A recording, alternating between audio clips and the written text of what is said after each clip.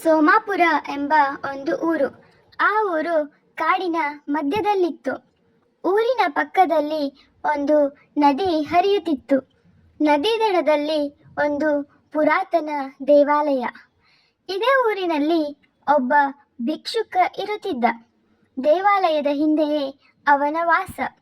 ದಿನವೆಲ್ಲ ಬೇಡಿ ತಂದ ಕಾಳುಗಳನ್ನು ಬೇಯಿಸಿ ತನ್ನ ಊಟದ ವ್ಯವಸ್ಥೆ ಮಾಡಿಕೊಳ್ಳುತ್ತಿದ್ದ. ಭಿಕ್ಷುಕ ಮಲಗಿರುತ್ತಲೇ ತನ್ನ ಈ ದಾರಿದ್ರ್ಯ ಯಾವಾಗ ತಪ್ಪುತ್ತದೆ ಎಂದು ಯೋಚಿಸುತ್ತಲೇ ಇರುತ್ತಿದ್ದ. ಒಂದಿಲ್ಲ ಒಂದು ದಿನ ಆ ಭಗವಂತ ಧರೆಗಿಳಿದು ಬಂದು ತನ್ನ ದುಃಖವನ್ನು ಹಾಗೂ ಬಡತನವನ್ನು ದೂರ ಮಾಡಬಹುದು ಎಂದು ಕನಸು ಕಾಣುತ್ತಲೇ ಇರುತ್ತಾನೆ. ಆದರೆ ಅವನ ಕನಸು ನನಸಾಗಲೇ ಇಲ್ಲ. ಹೀಗೆಯೇ ಒಂದು ದಿನ ಕತ್ತಲು ಸರಿದು ಬೆಳಕು ಹರಿಯಿತು. ಪೂರ್ವದಲ್ಲಿ ಸೂರ್ಯ ಮೂಡಿ ಬಂಗಾರ ಬಣ್ಣ ಎಲ್ಲೆಡೆ ಪಸರಿಸತೊಡಗಿತು. ಮಲಗಿದ ಆ ಭಿಕ್ಷುಕ ಎದ್ದು ಹೊಳೆಯ ಹತ್ತಿರ ನಡೆದ.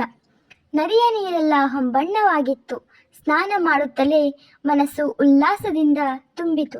ನೀರಿನಿಂದ ಹೊರಬರುತ್ತಲೇ ದೂರದಲ್ಲಿ ಹೊಂಬೆಳಕು ಕಾಣಿಸಿತು.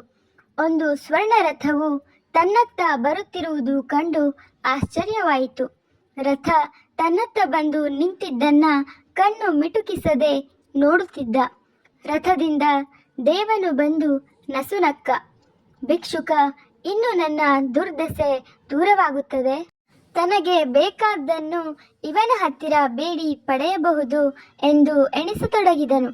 ಆಗ ದೇವರು ಮುಗುಳು ನಗುತ್ತಾ, ನನಗೆ ಕೊಡಬಹುದಾದ ಏನಾದರೂ ನಿನ್ನಲ್ಲಿ ಇದ್ದರೆ ದಯವಿಟ್ಟು ಅದನ್ನು ನಿರ್ಮಲ ಮನಸ್ಸಿನಿಂದ ನೀಡು ಎನ್ನುತ್ತಾನೆ. ಅವನ ಮಾತು ಕೇಳಿ ಆಶ್ಚರ್ಯದಿಂದ ಭಿಕ್ಷುಕನಲ್ಲಿ ಭಿಕ್ಷೆಯೇ ಎಂದು ಪ್ರಶ್ನಾರ್ಥಕವಾಗಿ ನೋಡಿದ.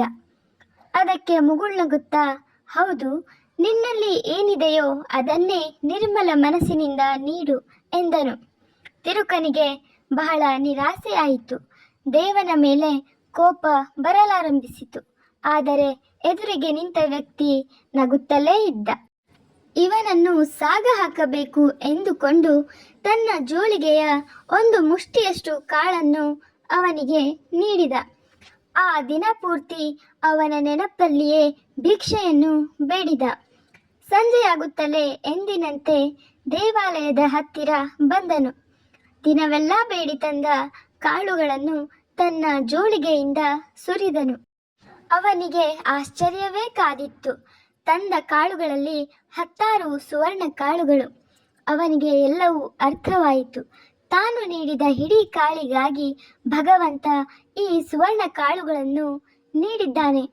ತನ್ನಲ್ಲಿ ಸಾಕಷ್ಟು ಕಾಳುಗಳಿದ್ದರೂ ದಾನ ಮಾಡುವಲ್ಲಿ ಕೈ ಸಣ್ಣ ಮಾಡಿದೆ. ತನ್ನ ಸಂಗ್ರಹ ಬುದ್ಧಿಗೆ ತಕ್ಕ ಪ್ರತಿಫಲ ನೀಡಲಾಗಿದೆ ಎಂದು ಮರುಗಿದ. ಅವನು ಭಿಕ್ಷೆ ಬೇಡುತ್ತಲೇ ಜೀವನ ನಡೆಸಿದ.